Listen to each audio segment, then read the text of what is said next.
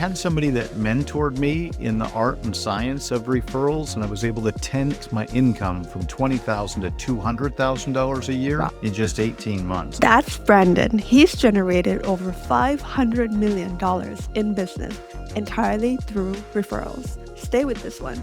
By the end, you know the exact 3-part referral engine Brandon used to build that, and how to start building yours with what you already have. So what was the moment you realized that referrals could scale into something far bigger than a single deal and ultimately became a business engine behind 500 million in volume? My story started when I got in the mortgage business in my late 20s. And at that time, I was only making about $20,000 a year. And I had recently become a single dad, so I needed to generate more income. And I had somebody that mentored me in the art and science of referrals, and I was able to 10x my income from $20,000 to $200,000 a year in just 18 months. And so that was when I first really learned all about referrals and used that to create my career and generate the income that I have. And then over the last 25 years, I've been helping other people grow their businesses by referral. So you would say that mentor was the pivotal point of your career? Yeah, it was about access to the information. I just didn't know what I didn't know. And so when I had someone say, hey, this is the path to success, and guide me along the path, then absolutely that made a huge difference. So before any software, platforms, or AI, what did the first version of your referral system actually look like? Yeah, so it's really about relationships. People buy from people they know and trust. And so I help people focus on who's already serving your ideal clients. How can you add value to them so that you become the solution that they recommend when they have clients and customers with the problems that you solve? I got started and it made a huge difference in my life, and I've helped so many people do the same things. The technology accelerates and accentuates everything, but it comes down to relationship. If I feel like you're going to do a good job for my client or my customer, then I'm going to refer you, not because I'm trying to help you as much as I'm trying to help my family, my friend, my client, my customer. So that's really what it comes down to. When you are the solution to other people's problems, other people are happy to refer you. Having those kind of relationships that are not just transactional, but they're solve problems for other people. And it's something that creates more value than just one-off relationships. It's all about making a difference for people and solving people's challenges. And the reality is, if you're in business, you solve problems for other people. You have a solution that helps them live a better life or get a better outcome. So focus on the people that are already helping your clients and customers, that you can add value to them by helping their people succeed. So when founders try to build referral-based businesses, what's the biggest mistake you see them making over and over again? The biggest mistake is they don't ask. They try and do it all alone. They're like a lone wolf. And the reality is that when you can partner with companies, influencers, enterprises that have all the clients and customers that you could ever want, if you can add value to them, then it makes a huge difference. I was just talking to the partner manager for Thumbtack, which is a very successful company here in the US. And we were talking about a partnership he had just done with Samsung. And he said, it took almost a year to create that partnership. So it's worth the effort when you put the time in, but you got to find the people who are already serving your perfect prospects. So taking the time to build those relationships, and it will pay off in the long run. And understand what are the challenges that they're facing, right? And how can you solve those challenges? How can you make a difference to them in their role? Just using that example of the Thumbtack manager, he's not trying to solve all the challenges for Thumbtack. His goal, he's got KPIs, key performance indicators in his role. And so he's looking to go add value to other companies, and providing Thumbtack services helps those companies solve the challenges for their customers. So if you had to break down your 500 million referral engine into 3 simple moving parts, what would they be? First, you've got to focus on partnerships, right? So identify who those companies are, those people are that are serving your clients, then go add value to them.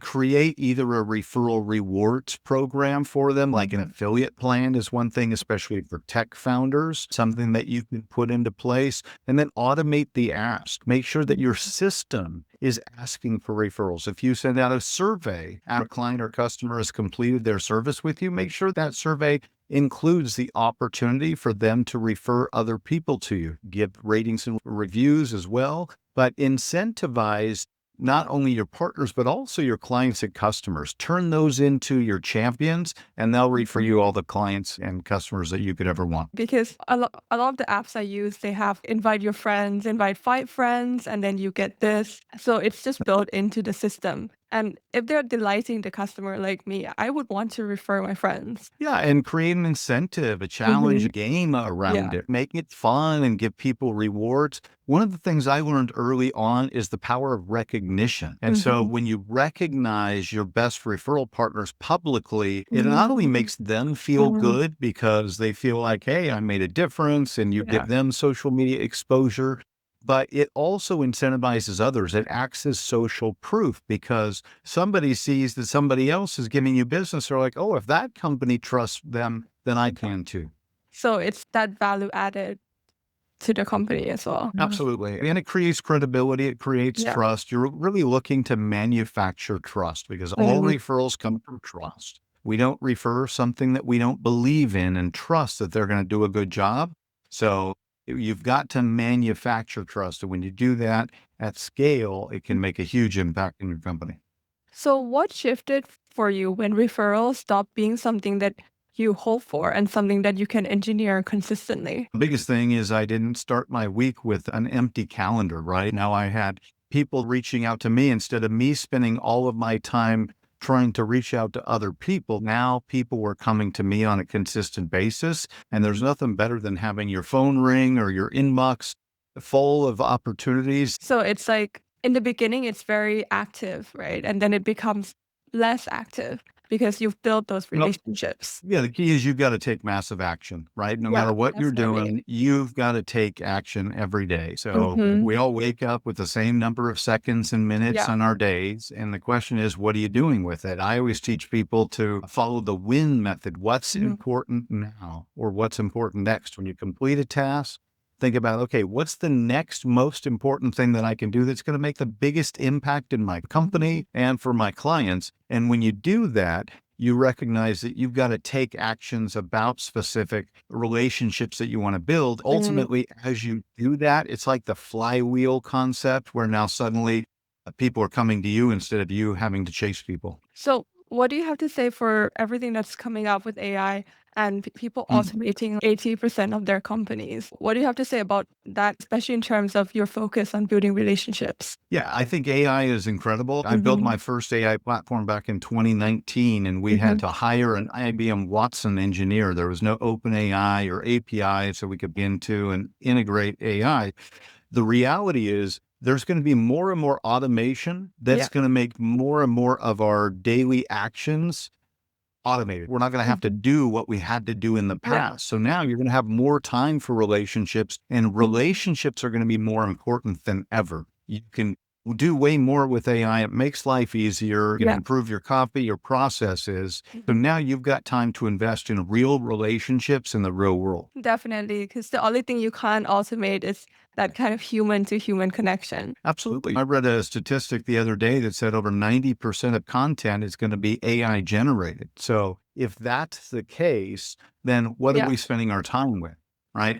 And who do we trust? Most importantly, who do we trust? So if there's a lot of doubt about the information that we're reading online because we're not sure if that was actual truth or just created by a bot, or maybe somebody's propaganda, they want us to believe a certain thing so that we'll act a certain way. So I believe that relationships are going to be more important than ever and more valuable than ever in the world of AI. Yeah, I agree with that. So when you look at the way communities, trust, and service professionals interact, what principles guided you to designing a system where referrals happen naturally? You see my sign behind me, even though it's not working at the moment, unity through community. And I believe that's what it's all about. Yeah. Ever since 2020, people feel more disconnected than ever. And we all want to belong again. We want to feel like we're part of something and that we're making a difference out there. And so one of the things that I like to teach people how to do is we call it hyper local social farming. How do we focus, especially if you're in the B2C world, you focus on homeowners or consumers, how do you focus on specific communities so that they're getting to see you on a regular basis? You're the top trusted professional or business within that community. And it doesn't just have to be a neighborhood. That's what I focus on with my company, but it could be an online community. Whatever that community is, get invested and involved in that community, show up on a regular basis so that people get to know you, like you, and trust you. And when they do, then they'll hire you. So just making sure that you show up for your community, whether it's online or it's offline. Show up and make a difference. Not just enough to be there, right? You got to make a difference. There's a great quote by Zig Ziglar that says you can have everything you want in life if you help enough other people get what they want in life. Make a difference. And when you do, it feels good as well as it being profitable. So you now use AI to support communication, homeowners, and service providers. What are the 2 or 3 places where AI actually makes referrals faster and more reliable? First of all, automating the ask, right? Putting that in your system, and you can have AI generate the copy, help create your CRM automated follow-up systems. So you can use AI to implement and integrate the referral strategies that we teach and others teach. So that's the first thing, is that when you're following up with your clients and customers, that you're asking for referrals, you got to share your testimonials, your success stories, because as human beings, we remember stories. And so sharing stories about the people that you've impacted, that's what others are going to say, because they're going to run into someone who's got that same challenge and they're going to remember the story you told and they're going to tell the story of you. Yeah, definitely. I think storytelling is very key, especially in the founder space, and making sure that those stories are customer stories. That's what I look when I look at a product. I always read the testimonials. And everybody does. That's the way Yeah. that we work as human beings. So you got to make sure that you've got success stories and that you're sharing that. And like you said, you always look at that. My wife looks at ratings and reviews every single time before she makes any kind of buying decision. And I think most people do these days. So you talk a lot about unity through community. How can founders use community online or offline to make their referral engine stronger? First, join communities. What are the communities of people, especially in the tech world, right? You focus on who's already serving my clients and customers. How can I join a community of influencers in that space so that I can create a partnership with people that are already having and serving all the clients and customers I could ever want? It's about joining communities, and then show up as a leader. Find out who the leaders are and then what their challenges are. How can you add value to them? And when you do that, it makes a difference, and now they'll share and promote you and refer you to the people that are influencers within that organization. I think the key is adding value to them, because I think when you started out, you think people maybe should help you automatically, but people want, and it's a very mutual kind of relationship. So find out what they want and how you can help create that. So for a founder listening today, what's a simple 30-day plan to start building a referral engine, even if they don't have a big network yet? Yeah, if you don't have a big network yet, find somebody that does, right? You probably have some people in your network that are already influential, or they're connected to the types of communities or organizations that you'd like to be in front of. So you've got to ask for help. A lot of times as founders, we're reluctant to ask for help because we feel like, oh, we don't want people to perceive us as though we don't know, or that we're weak in some regard. You're actually strong when you ask for help, and people want to help others, right? We're naturally wired to want to help others. So seek guidance, ask for assistance, and find out what events people are going to, and then ask if you can join them. I always say never go alone, right? So if you're going to an event, ask one of your potential referral partners, somebody that you're building a relationship with, if they'd like to join you. The beauty of inviting other people to events is that even if they don't join you, you still get credit for inviting them and offering value to them. Definitely have an event buddy. Make sure you don't go alone.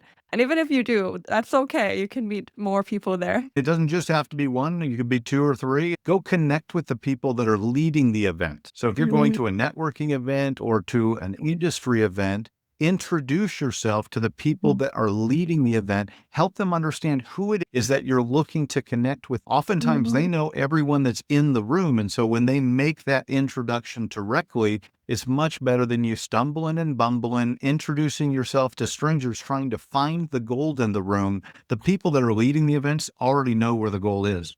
That is such a good tip. So, if a founder could only implement one referral habit or system that could realistically add K or more over the next year, what would you have them do first? I'd say a referral rewards program for your clients and customers, right? When you've got happy clients, they'll tell other people about their experience. So make sure that you've got a referral rewards. You can call it an affiliate program. You can offer your clients and customers extra services or cash rewards. It's up to you.